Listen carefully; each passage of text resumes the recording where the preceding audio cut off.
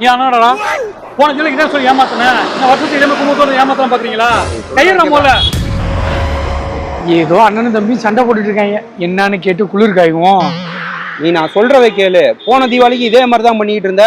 அவசரப்படாத. தம்பிகளா? அண்ணன் தம்பி உங்க 2 பேத்துக்குள்ள என்ன சண்டை?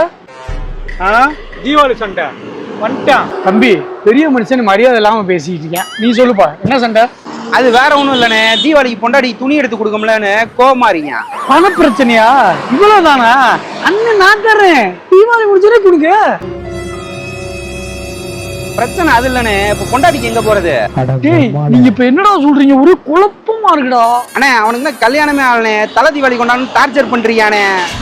போன சரி தலைவலி கொண்டாடாங்கடா. எனக்கு விஷயம் வேணும்டா. சரி போ போய் கார்ல உட்காரு. அண்ணே வந்துறேன் போ. டேய் இந்த பைத்தியத்தை எப்படா சமாளிக்க போற? அவன் 90s கிட்ஸ்னா அது ஒன்றும் பிரச்சனை இல்லை. போறவல்ல துப்பாக்கியும் ரோல் கேப்பும் வாங்கி கொடுத்தேன்னா இந்த தீபாவளியை சமாளிச்சிருவேன். எத்தனை தீபாவளி பார்த்துருப்பேன்.